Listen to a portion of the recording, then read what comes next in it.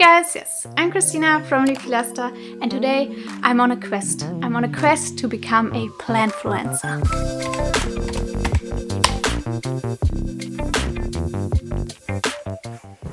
Ever since starting my houseplant journey 3.5 years ago, the houseplant hobby was closely intertwined with social media, or better said YouTube. Every time I had a problem with spider mite infestation, root rot, overwatering, whatever it might be, I would Google it and end up on YouTube, and someone would help me with my problem there. I learned a lot about rare houseplants on there, and I obviously fell into the rabbit hole of collecting rare houseplants myself. So it's a very slow and gradual process, but it honestly is like magic, because you see someone obsessing over a plant on the internet and boom, you suddenly have the urge to own this houseplant yourself. Basically, it's just regular influencing, but with plants. This doesn't have to necessarily be a bad thing. I learned about so many cool new plants that I would have otherwise never seen in my life, because you don't see those at garden centers typically. Moving on. In those 3.5 years, I have significantly improved my plant skill. I would say I've mastered basic plant care. I've dabbled enough in propagation, pest control, and plant shopping that I can share a lot of experience. I did not know any one single person that has this many rare houseplants, or even common houseplants, that fill their home and turn it into a literal jungle. So I thought I must be special, right? Anyways, a thought started creeping into my head. I'm already spending most of my time with plant care, why not share it? Only problem with this is I'm way too shy to make YouTube videos. So you know what's easy? Instagram.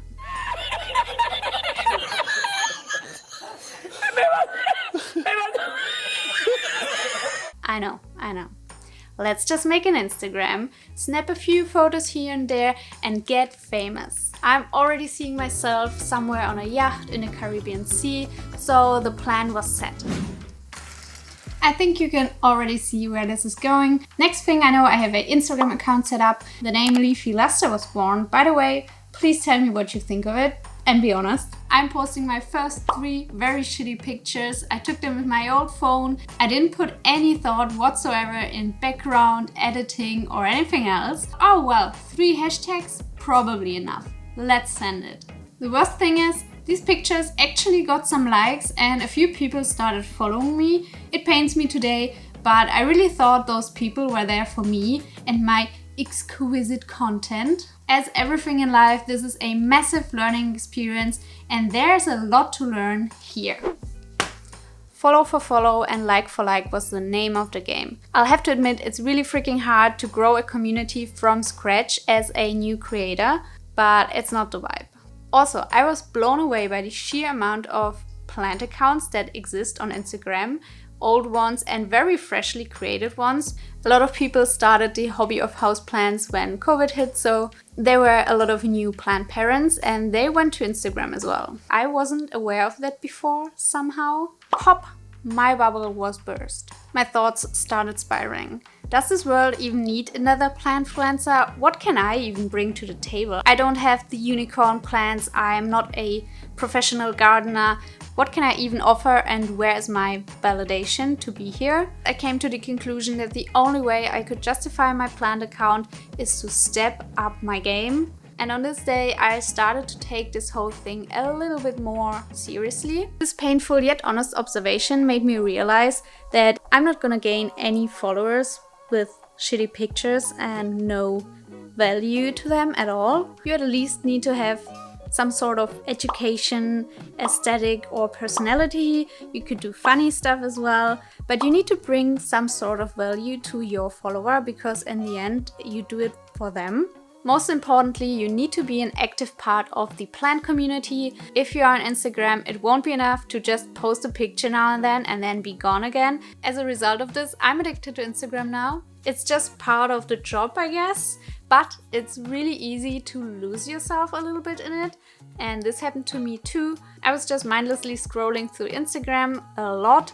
I don't know, it was just stupid, and I didn't even really interact with those people except like giving some likes or something. I didn't even took my time to write a comment or write a message or respond to someone. This is not really going to nurture your following. Be mindful when you are on the app and really make it count. I managed to grow my account from 0 to 1,000 subscribers in less than a year. I'm kind of proud about that because I didn't buy any followers and I didn't do excessive giveaways every 2 weeks to grow my following this way. And I have to say, I'm also proud how far I have come with my content. My content was garbage in the beginning. I had to learn so much, taking photos, editing photos, and really presenting my plants in a nice way. I was able to up the quality a lot, in my opinion, but it was definitely not an overnight success story. I think many of us tend to think that you will get famous on the internet overnight. And yes, that might be possible if you go viral. Most of the time, this is not lasting success. You really do need to put in the hours and continuously be on it if you really want to get somewhere. You might be asking, why am I watching a YouTube video of someone who claimed she's way too shy to make YouTube videos? And it's a funny story. For my Instagram, I wanted to keep it all planty, no faces, no people. I realized very quickly that it's not very easy to create a connection with your followers if you never show yourself. I started to use the Reel feature because this was the only way to really get discovered by new people on Instagram. I dabbled with making little short films or these snippets. I did a little unboxing on Instagram, and it was the first time that I was showing my face and my voice, and I was so nervous. It was terrible, but I kind of liked it. With this, I felt a little spark in my heart, and it really called my name more and more. After a little bit more time of thinking, I did it.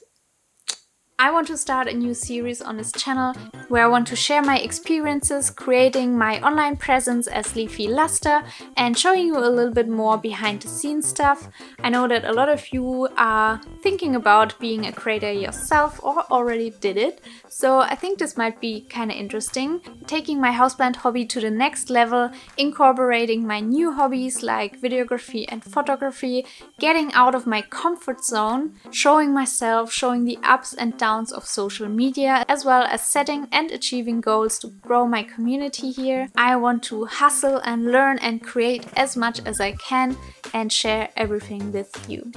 The first goal that I want to set is to get monetized. I've been posting videos on YouTube for 1 year now, pretty much exactly. I already have the 1,000 subscribers. I'm still not at 4,000 watch hours yet. I was posting pretty inconsistently, and I also had to learn a lot about video making. Guys, we already did it! We are at 4,000 watch hours, and I already applied for the partner program. I'm still waiting to get a review and then a reply to be accepted. I can't believe it. I just got my notification that my application for the YouTube Partner Program went through.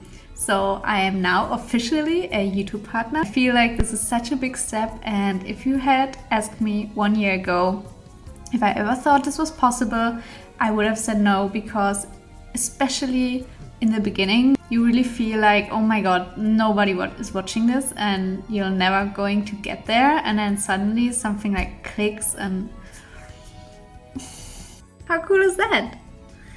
The end goal I'm striving for is obviously to become a successful creator, but this is a long way and we need to take some baby steps first.